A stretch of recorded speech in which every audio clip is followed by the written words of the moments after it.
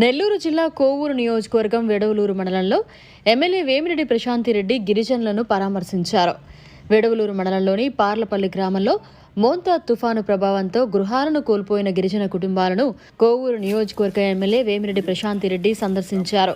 తుఫాను కారణంగా పలు ఇళ్లలోకి నీరు చేరి గోడలు కూలిపోయిన ఘటనలను ఎమ్మెల్యే ప్రత్యక్షంగా పరిశీలించారు. ఈ సందర్భంగా ఆమె మీడియాతో మాట్లాడారు. తుఫాను కారణంగా ఎవరూ ఇబ్బందులు పడకూడదని ప్రభుత్వం అండగా ఉంటుందని భరోసానిచ్చారు.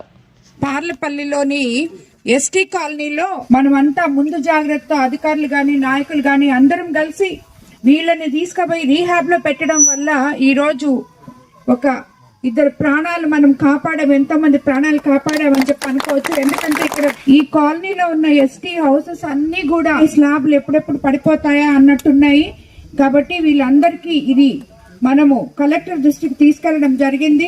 కలెక్టర్ గారు ఇమీడియట్ గా స్పందించి ఈ ఇల్లు మొత్తం శాంక్షన్ చేశారు. ఇక్కడ ఉన్న ఈ 22 ఇల్లు శాంక్షన్ చేసి ఆల్రెడీ హౌసింగ్ పీడీ గారికి ఎంఆర్ఓ గారికి అందరికీ తెలియజేయడం జరిగింది. అదే కాకుండా రీహాబ్స్ లో ఉన్న ప్రతి కుటుంబానికి 3000 లెక్కన 25 కేజీలు బియ్యము, 1 కేజీ కందిపప్పు, అలాగే 1 కేజీ నూనె, 1 కేజీ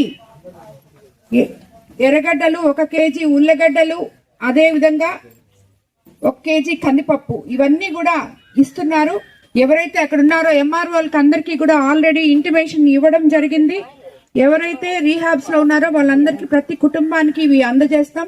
ఇమీడియట్ గా మళ్లీ వర్షాకాలం వచ్చేటప్పటికైనా మీకు ఇబ్బంది లేకుండా ఇల్లు కట్టిస్తామని చెప్పి ప్రభుత్వం తరఫున సీఎం చంద్రబాబు నాయుడు గారి తరఫున కలెక్టర్ గారు అందరూ యాక్సెప్ట్ చేసి ఇచ్చారు. కాబట్టి మీరందరూ ఇక్కడ 2-3 రోజుల్లో షెడ్ లో వేస్తాము. అక్కడ మీరందరూ మారిపోతే ఈ ఇల్లులు స్టార్ట్ చేసుకుంటాం.